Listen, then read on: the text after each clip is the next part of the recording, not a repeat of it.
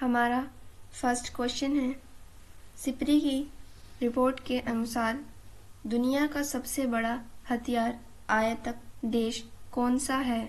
Option है A Ukraine, B Bharat, C Israel या D Philippines. इसका हमारा ऑप्शन नंबर ए सही है, यूक्रेन। पूरे विश्व में जो सबसे ज़्यादा हथियारों का आयात हुआ है वह यूक्रेन देश में हुआ है।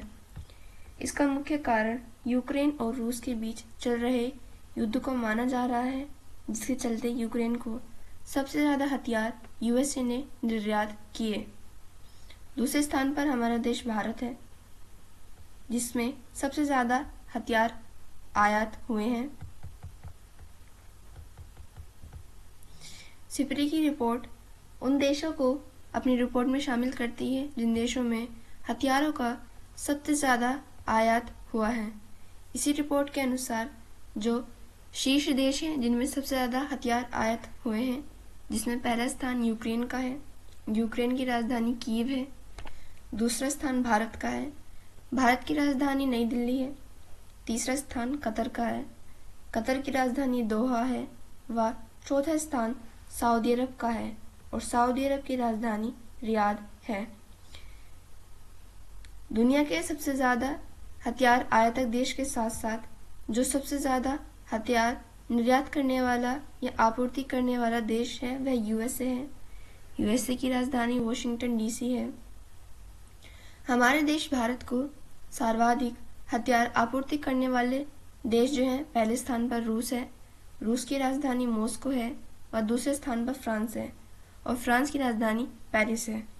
यानी भारत को जो सर्वाधिक हथियार आपूर्ति कराते हैं वे फ्रांस और रूस हैं। यूएसए भले ही सबसे ज़्यादा दुनिया में हथियार आपूर्ति करता हो, परंतु भारत के साथ सबसे ज़्यादा हथियार की आपूर्ति रूस और फ्रांस से होती है।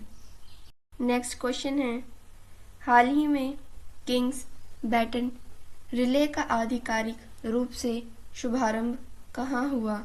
ऑप्शन है A Denmark, B Britain, C Japan या डी भूटान। इसका ऑप्शन नंबर बी सही है, ब्रिटेन।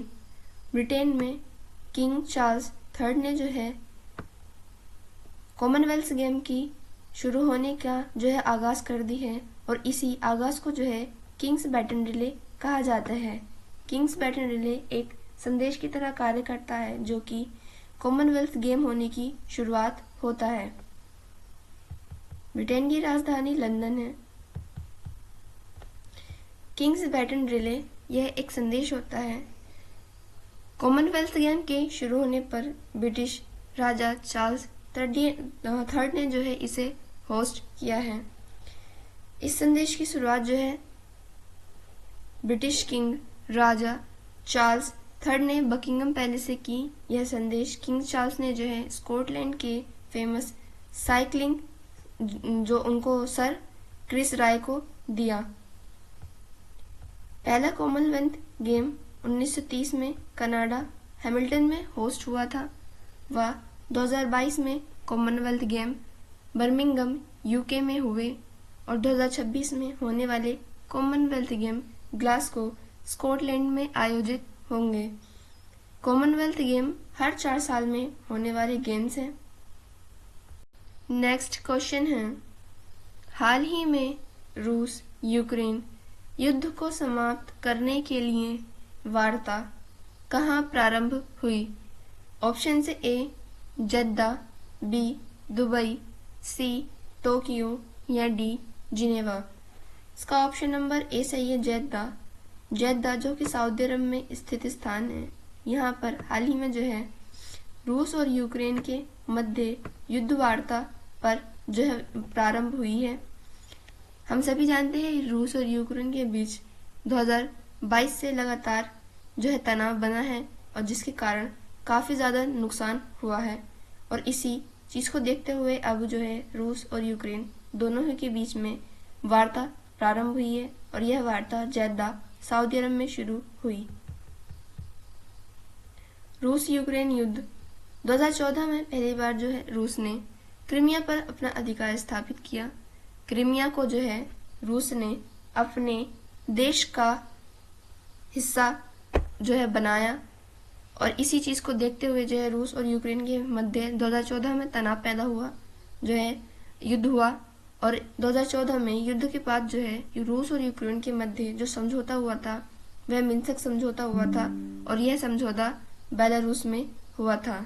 वहीं 2022 में जो है रूस यूक्रेन युद्ध दोबारा शुरू हुआ। अब 2022 के बाद लगातार जो है 4 साल हो चुके हैं, जिसके कारण जो है अब रूस यूक्रेन युद्ध के बीच जो शांति वार्ता प्रारंभ हुई। यह शांति वार्ता जो है सऊदी अरब के जेद्दा में शुरू हुई। सऊदी अरब की राजधानी रियाद है। नेक्स्ट क्वेश्चन है, हाल ही में अंतर्राष्ट्रीय आपराधिक न्यायालय के वारंट पर गिरफ्तार होने वाले पूर्व एशियाई राष्ट्रपति रोड्रिगो डुटर्टे का संबंध किससे है? ऑप्शन से A Myanmar, B Philippines, C Thailand या डी लाओस। इसका ऑप्शन नंबर बी सही है, फिलीपींस। फिलीपींस के पूर्व राष्ट्रपति जिनका नाम है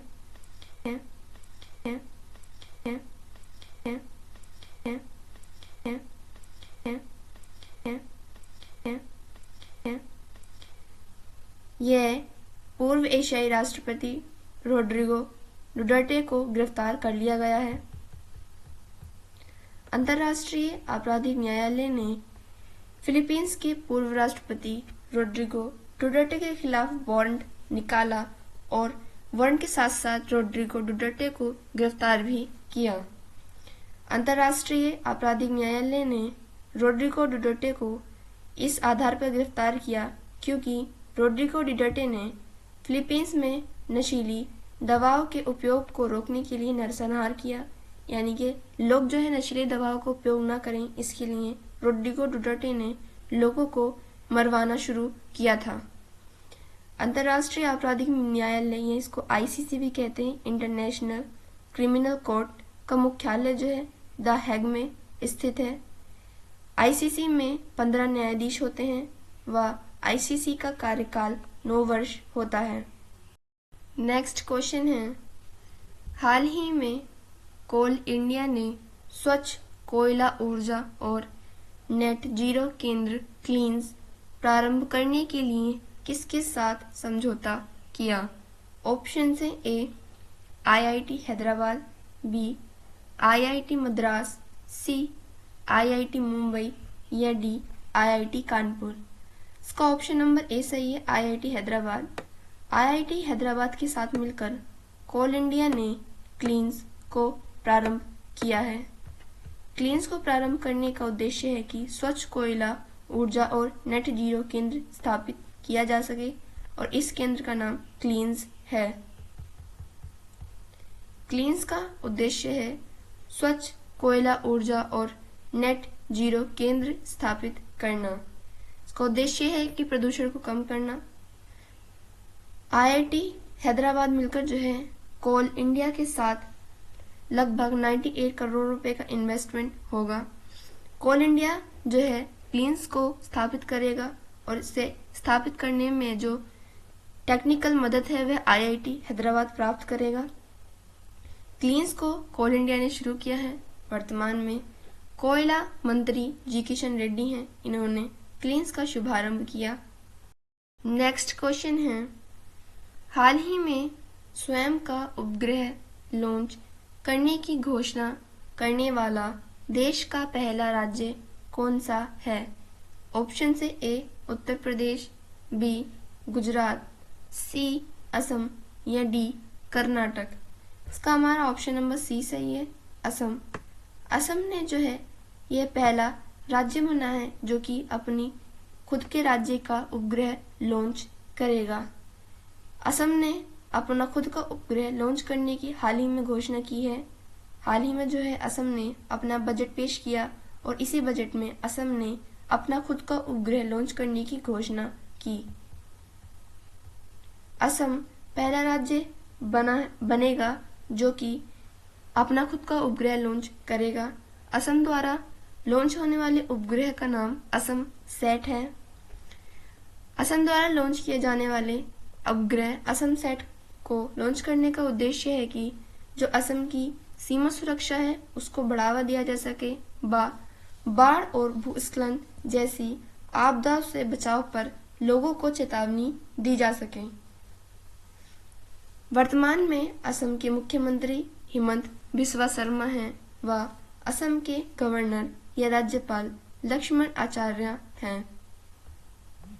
नेक्स्ट क्वेश्चन है, हाल ही में संयुक्त राष्ट्र महासभा के अंतर्राष्ट्रीय आशा दिवस मनाने की घोषणा कब की? हमारे ऑप्शन है ए 5 जून, बी 12 जुलाई, सी 16 अक्टूबर या डी 25 जुलाई। इसका ऑप्शन नंबर बी सही है, 12 जुलाई। हाल ही में जो है यूएन महासभा या यूनाइटेड नेशन ने जो है 12 जुलाई को अंतर्राष्ट्रीय आशा दिवस मनाने की घोषणा की है। संयुक्त राष्ट्र सभा को विश्व की लघु संसद भी कहा जाता है। अंतर्राष्ट्रीय आशा दिवस मनाने की घोषणा जो है 12 जुलाई को की गई है, यानी कि अब से जो है 12 जुलाई की तारीख को अंतर्राष्ट्रीय आशा दिवस या इंटरनेशनल होप डे मनाया जाएगा। अंतर्राष्ट्रीय आशा दिवस मनाने का प्रस्ताव जो है ये बहरीन और किरीबाती देश ने दिया। अंतर्राष्ट्रीय आशा दिवस मनाने के लिए जो है वोटिंग हुई और इसी वोटिंग में जो है 161 देशों ने जो है आशा दिवस मनाने के पक्ष में जो है वोट दिया, परंतु एकमात्र विपक्षी देश रहा यूएसए, यानी कि यूएसए ने जो है अंतर्राष्ट्रीय आशा दिवस मनाने के विपक्ष में वोट दिया व भारत ने जो है वोट देने से ही मना कर दिया। 79वें संयुक्त राष्ट्र महासभा के अध्यक्ष जो है वर्तमान में अध्यक्ष फिलिमान यांग है व फिलिमान यांग कैमरून देश के रहने वाले हैं। नेक्स्ट क्वेश्चन है, हाल ही में तिरुमाला तिरुपति देवस्थानम के शास्त्रीय गायक गरिमेला बालकृष्ण प्रसाद का निधन कहाँ हुआ? ऑप्शन से ए केरल, बी कर्नाटक, सी तमिलनाडु या डी आंध्र प्रदेश। इसका ऑप्शन नंबर बी सही है, कर्नाटक। कर्नाटक में जो है हाल ही में देवस्थानम शास्त्रीय गायक गरिमेला बालकृष्ण का निधन हो गया है। ये गरिमेला बालकृष्ण प्रसाद जो है तिरुमाला तिरुपति देवस्थानम के शास्त्रीय गायक थे। गरिमेला बालकृष्ण प्रसाद यह तिरुपति मंदिर के पूर्व अस्थाना गायक थे, यानी कि दरबारी संगीतकार थे। गरिमेला बालकृष्ण प्रसाद जो है यह तिरुमाला तिरुपति देवस्थानम से संबंधित है। हाल ही में इनका जो है कर्नाटक में निधन हुआ। गरिमाला बालकृष्ण प्रसाद जो है ये शास्त्रीय अस्थाना गायक थे और यामिनी कृष्णमूर्ति जो है यह शास्त्रीय अस्थाना नर्तक थी और यामिनी कृष्णमूर्ति का भी जो है हाल में ही निधन हुआ है।